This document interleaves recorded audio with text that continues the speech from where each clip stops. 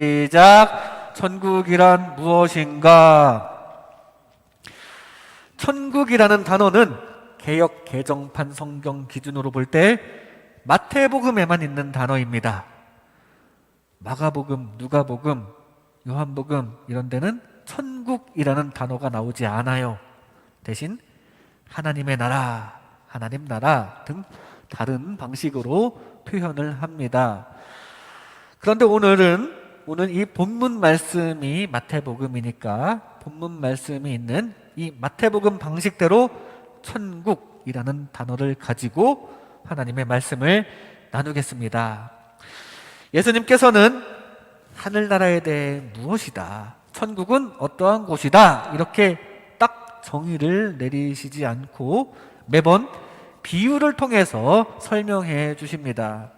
특히 씨 뿌리는 자 비유로 시작하는 이 마태복음 13장의 말씀은 죄다 이 천국에 대한 것, 천국은 마치 뭐와 같다, 천국이 이런 곳이다 라는 천국에 대한 정의를 비유로 쭉 말씀하신 장이 마태복음 13장입니다.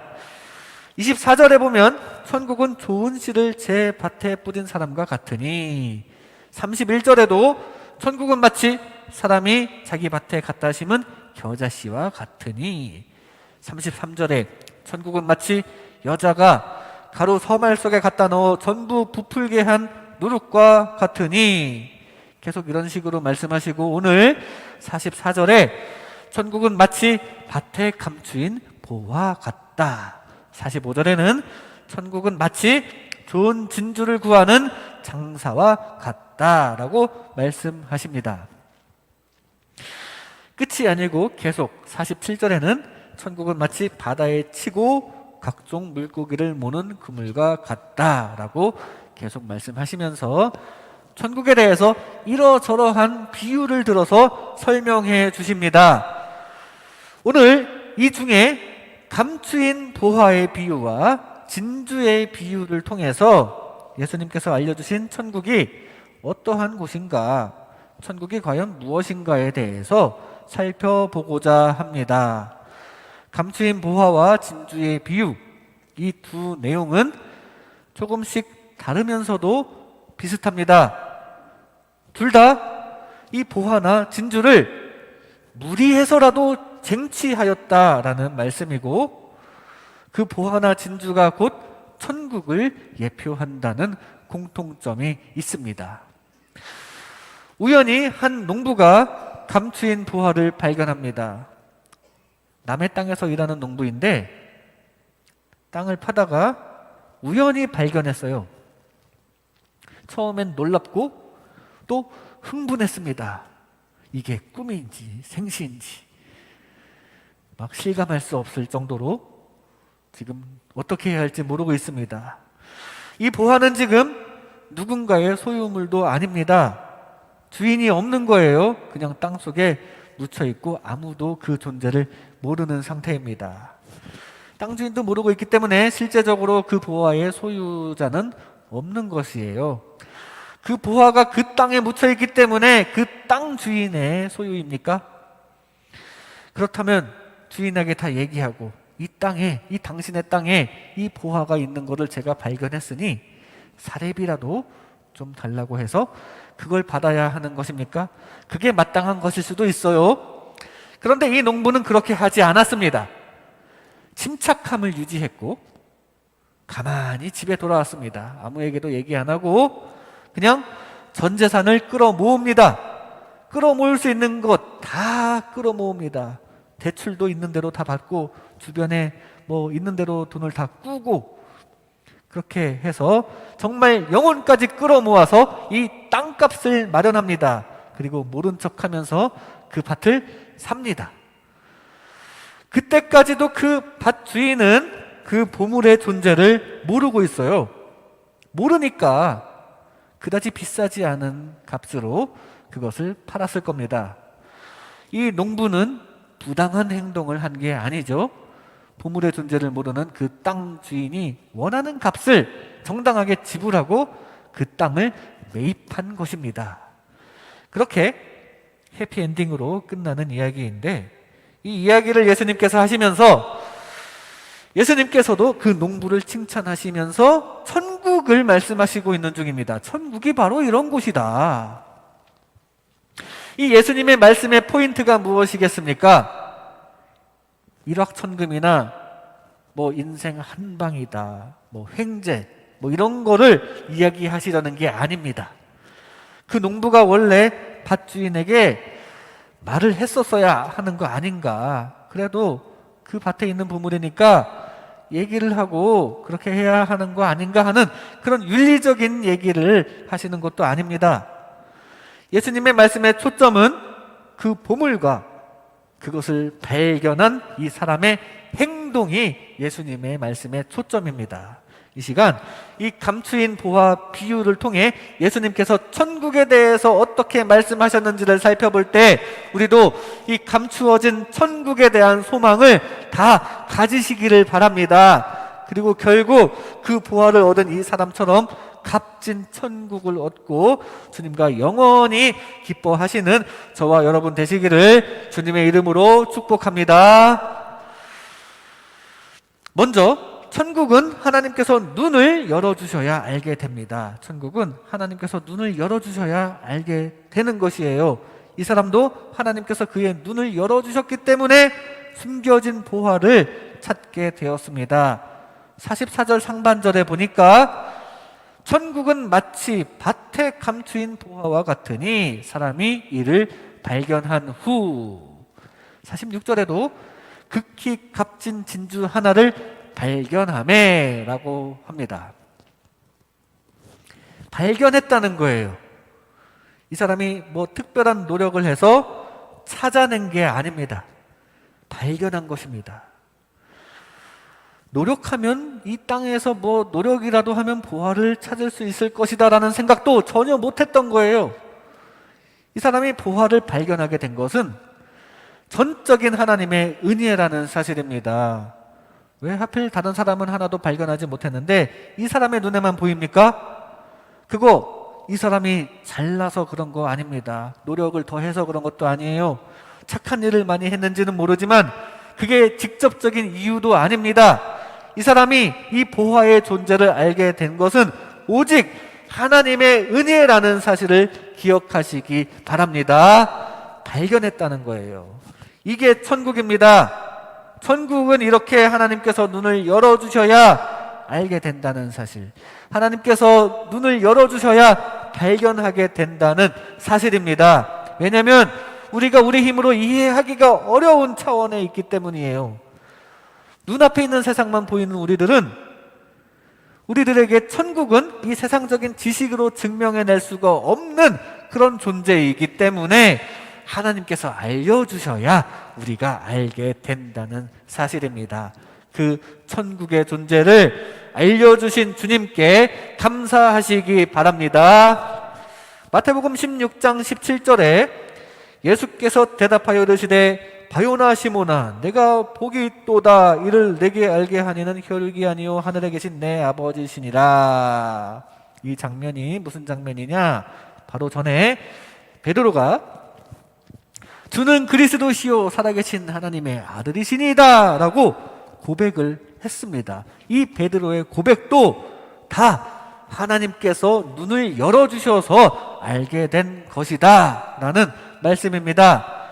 진리는 하나님께서 알려주시는 것입니다. 우리에게 이 천국의 진리를 알려주시는 주님께 늘 감사하시기 바랍니다. 진주를 구하는 장사도 마찬가지예요. 나름 노력은 했겠지만 그 노력의 결과로 값진 진주를 찾아낸 게 아니라고 합니다. 노력의 결과가 아니라 이 사람 역시 하나님의 은혜로 발견한 것입니다. 그래서 극히 값진 진주 하나를 찾음에가 아니라 발견함에라고 기록되었습니다. NIV 영어 성경에서도 앞에 45절에 진주를 구하는 장소에 이 구하다라는 말을 표현하기를 looking for라는 단어를 사용해서 적극적으로 찾는다, 구한다라는 그런 동사를 사용하였지만 이제 발견할 때 이 46절에 나오는 발견하다 거기에 해당하는 단어에는 find라는 말이 쓰이는데 이건 우연히 찾았다, 우연히 발견했다, 그런 의미가 있는 단어입니다. 하나님의 은혜로 찾게 되었다는 뜻을 담고 있습니다.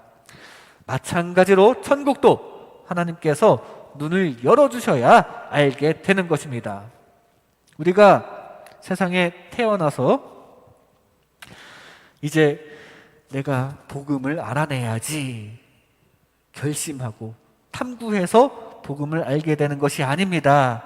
다 하나님의 은혜로 누군가가 전해주는 하나님의 말씀이 들려오도록 하나님께서 역사하셨고요, 또 내 마음에 빛을 비추어 주셔서 그 말씀을 받아들이도록 하나님께서 섭리하신 것입니다.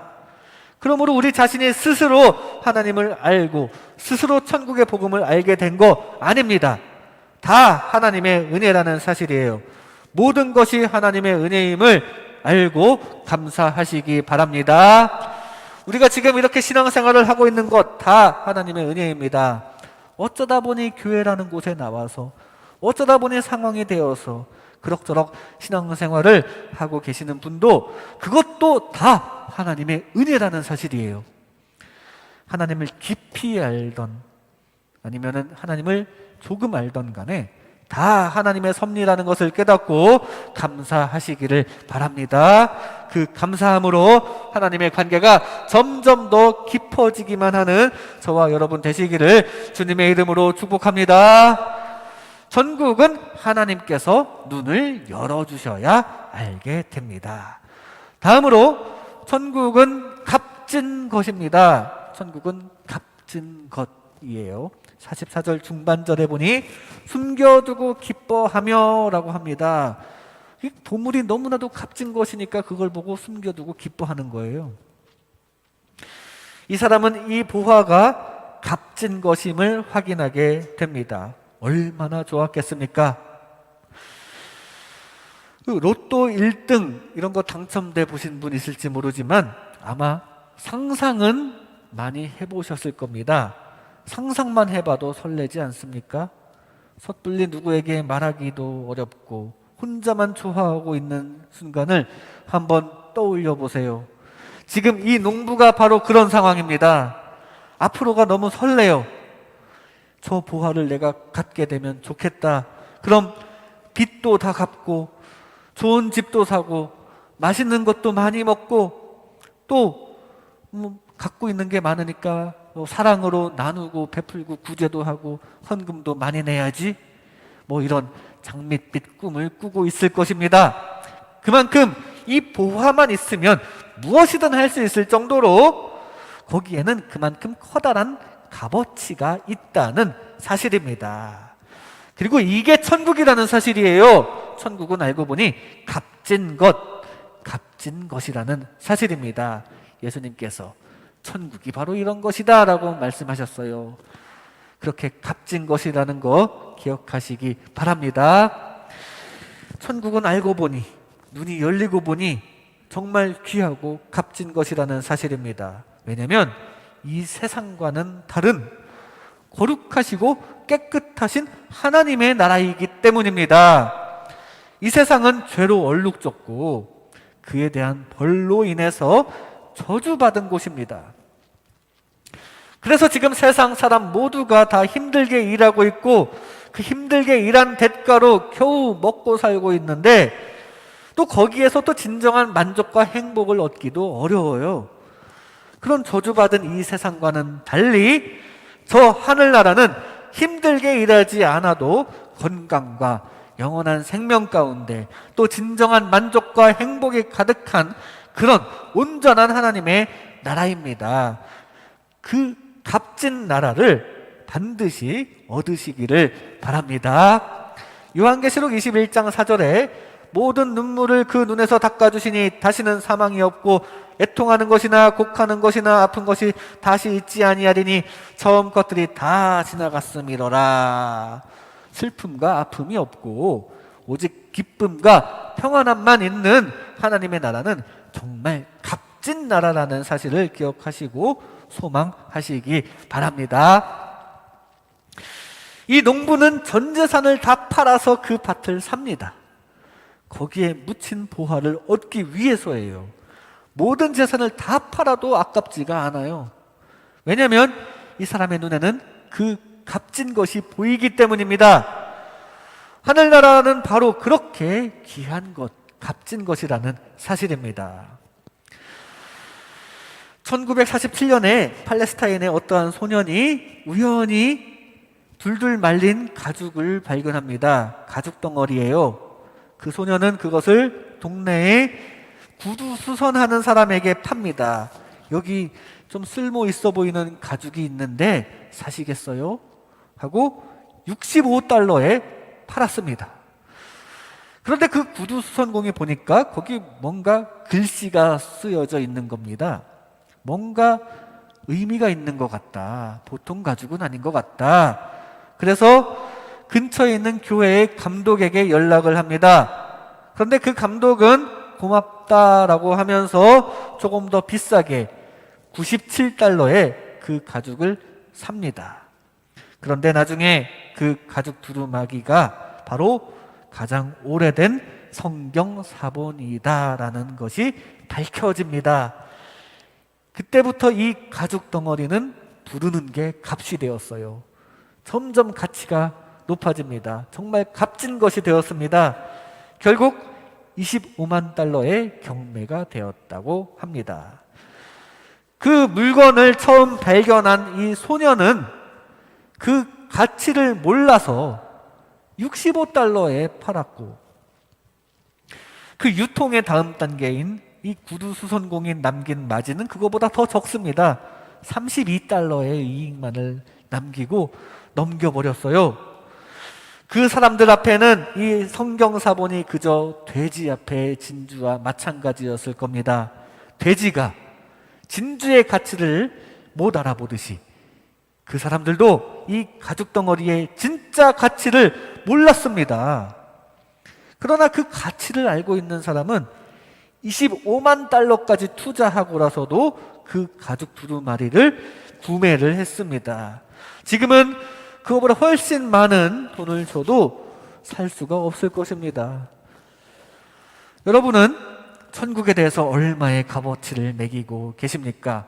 정말 값진 곳이라는 것을 얼마나 우리는 느끼고 있습니까?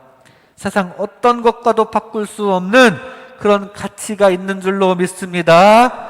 그 가치를 제대로 느끼고 알고 있기를 바랍니다. 그리고 그런 가치를 알게 해주신 하나님의 은혜에 늘 감사하며 그 값진 하나님의 나라를 반드시 얻어가시는 저와 여러분 되시기를 주님의 이름으로 축복합니다. 천국은 값진 곳입니다. 다음으로 천국은 희생을 통해 얻습니다.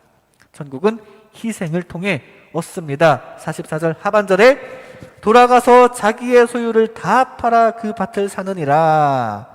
46절 하반절에도 가서 자기의 소유를 다 팔아 그 진주를 사느니라. 다 팔았어요. 일단 희생을 한 것입니다. 그리고서는 그 밭을 희생을 하고 나서는 그 진주를 삽니다. 그 다음에 그 희생했던 것을 얼마든지 몇 배로 회복할 수 있기 때문이에요. 확실한 미래가 보장되어 있기 때문에 일단 희생을 한 것입니다. 이게 바로 천국이라는 얘기예요.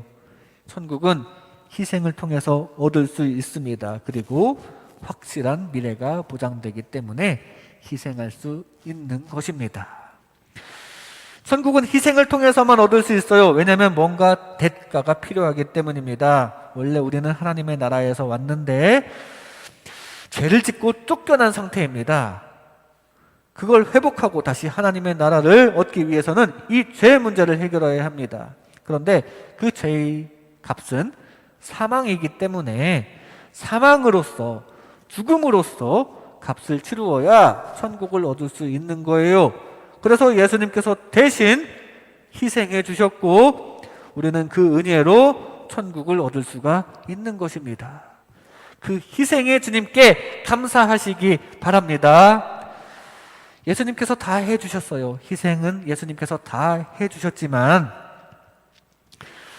그냥 뭐 방바닥에 누워서 그 희생하신 예수님을 구경만 하고 있지 말고 우리는 그것을 믿고 받아들이는 것이 필요합니다. 그리고 우리도 그 예수님을 따르는 최소한의 희생의 마음이 있어야 할 것입니다. 사도행전 14장 22절에 제자들의 마음을 굳게 하여 이 믿음에 머물러 있으라 권하고 또 우리가 하나님의 나라에 들어가려면 많은 환난을 겪어야 할 것이라 하고, 하나님의 나라에 들어가려면 환난을 겪어야 한다고 합니다. 특히 제자들이라면, 하나님과 가깝다면, 여러분처럼 하나님과 사랑을 나누는 사람이라면 더욱더 그렇다는 얘기예요. 희생해 주님께 진정으로 감사하는 마음으로 세상에서 우리가 혹시 받을 환난도 다 감수할 수 있기를 바랍니다. 예수님의 희생하신 예수님을 따라갈 수 있기를 바랍니다. 예수님을 따르겠다고 찾아온 부자 청년에게 예수님께서는 모든 것을 다 팔아서 가난한 자들에게 구제하고 와라 라고 말씀하십니다. 그 정도의 결단과 그 정도의 희생의 마음이 필요하다는 말씀이에요. 그리고 그런 결단과 희생을 감수한다면 그것보다 더 귀하고 값진 천국을 얻고 그리고 또 이 땅에서도 채워주실 것입니다. 그런데 그 청년은 근심하고 돌아갔어요. 감추인 보화를 얻기 위해 전 재산을 희생할 준비가 되지 않았습니다. 먼저 그의 나라와 그의 의를 구할 준비가 되지 않았던 것입니다. 감추인 천국이 보이지 않아서 그랬던 걸까요? 사실 이 근심하다가 돌아간 부자 청년이 그냥 돌아가 버리지 않고 예수님께 솔직히 얘기했더라면 어땠을까 하는 생각을 해봅니다. 예수님, 말씀대로 모든 것을 다 팔기가 너무나도 어려워요. 도와주세요. 그렇게 예수님께 솔직히 한번 얘기해 봤어야죠. 예수님께서도 당장 모든 재산을 꼭 팔아야만 제자로 받으시는 그런 엄격하신 분은 아닐 겁니다. 유독 그 부자 청년에게만 이 부담스러운 짐을 지우신 건 아닐 겁니다. 그런 전재산 구제, 이게 그만큼 어려운 것이니까, 우리 인간의 힘으로는 할 수 없는 것이니까 애통한 마음을 가지고 하나님만 의지하게 하시려고 했던 것일 수 있어요. 그런데 이 부자는 처음부터 외면했습니다. 예수님 말씀대로 해보려고 하다 안 되는 게 아니라 그냥 처음부터 거부한 것이에요. 희생의 마음 자체를 아예 싹 거절해버리고 이후로 예수님을 거들떠보지도 않은 그것이 문제입니다. 이렇게 우리가 사실 희생을 제대로 하기는 어렵습니다. 아브라함처럼 이삭을 제물로 바치라는 그 말씀에 순종하기도 너무나도 어려운 것이고요. 베드로 같은 헌신도 사실 우리가 쉽게 할 수 있는 것은 아닙니다. 진정한 희생은 예수님만이 해주실 수 있는 것입니다. 우리가 어찌 예수님처럼 똑같이 희생을 할 수가 있겠습니까? 단 우리는 그 희생의 마음에 동참해야 마땅합니다. 그 방향으로 가고 그 마음을 가지고 실제로 그 희생을 다 할 수는 없을지라도 그래도 내가 할 수 있는 마음을 주님 앞에 드리고 내가 내려놓을 수 있는 세상 것을 희생할 때, 아니 최소한 그런 마음을 가질 때 주님께서 은혜롭게 우리의 마음을 받아주실 것입니다. 우리를 위해 희생하시는 예수님을 그냥 구경만 하지 말고 우리도 그 마음을 품을 수 있어야 한다는 사실입니다. 모든 것을 희생해서라도 사실은 우리가 모든 걸 다 버려서라도 하늘나라, 즉 천국을 소유해야 합니다. 그 나라는 그만한 가치가 있기 때문이에요. 결국은 우리가 희생한 그 어떤 세상 것보다 훨씬 더 큰 가치가 보장되고 있는 것입니다. 바라기는 우리를 위해 목숨까지 희생해 주신 예수님의 희생을 늘 기억하며 우리도 그 주님을 따라서 세상의 욕심을 내려놓을 수 있기를 바랍니다. 그렇게 주님의 마음을 함께 품는 주님의 참된 자녀 되시기를 주님의 이름으로 축복합니다. 천국은 희생을 통해서 얻습니다. 마지막으로 천국 향하는 길에 핍박이 있습니다. 천국 향하는 길에 핍박이 있습니다. 44절 하반절에 돌아가서 자기의 소유를 다 팔아 그 밭을 사느니라. 집을 팔고 재산을 다 팔 때 가족들의 반응은 어떠했겠습니까? 가족에게는 그래도 말했을 수도 있죠. 이웃 사람들, 그걸 보고 있는 이웃 사람들의 반응은 어떠했겠습니까? 미친 사람 취급했을 겁니다. 이게 천국이라는 거예요. 천국 향해서 가는 길에 미친 사람 취급받을 수 있는 그런 핍박이 있다는 사실입니다. 왜냐하면 그 천국의 존재를 모르는 사람이 많기 때문이에요. 알려줘도 전도를 해도 믿지 못하는 사람은 그것을 보지 못합니다. 그리고 이해를 못합니다. 그 나라를 향해 가는 사람들을, 특히 하나님을 위해서 세상에서 가치 있어 보이는 것들을 과감히 버리는 사람을 보고 미쳤다고 얘기합니다. 마태복음 24장 38절 39절에 홍수 전에 노아가 방주에 들어가던 날까지 사람들이 먹고 마시고 장가들고 시집가고 있으면서 홍수가 나서 그들을 다 멸하기까지 깨닫지 못하였으니 인자의 임함도 이와 같으리라. 예수님께서 말씀하셨는데, 나중에 이 인자의 임함, 이것은 나중에 재림하실 때를 뜻하는 것이고, 그때 임하는 천국에 대한 마찬가지 그런 이야기입니다. 이 노아의 방주 그 당시를 빗대어서 말씀하셨는데, 노아가 방주에 들어갈 때까지 사람들이 깨닫지 못하고 어떻게 생각했겠습니까? 아유, 저 노아 보아라. 세상에 산꼭대기에 배를 짓는 게 말이 되나? 이렇게 하면서 미친 사람 취급했을 겁니다. 아마 핍박이 이만저만이 아니었을 겁니다. 그런데 노아는 알고 있었죠. 하나님께 직접 말씀을 들었습니다. 또 홍수로 멸하실 것이니까 산에 배를 만들라는 말씀을 직접 들었습니다. 그리고 그걸 혼자만 듣고 만 게 아니라 사람들에게도 얘기했을 거 아닙니까? 그런데 사람들에게 아무리 얘기하면 뭐합니까? 믿지 않는데요. 이렇게 많은 사람들은 믿지를 못합니다. 그리고 하나님을 위해서 사는 삶, 이렇게 산꼭대기에 배를 짓는 그런 삶을 미쳤다고 생각합니다. 하나님을 위해서 삶을 바치는 것을 다 미쳤다고 생각을 한다는 사실이에요. 제 친구 중에 하나는 그의 어머니가 참 독실한 신자입니다. 그런데 그 어머니가 신앙생활을 좀 적당히 하지 이성적이지 않게 한다라고 그렇게 막 투덜대기도 해요.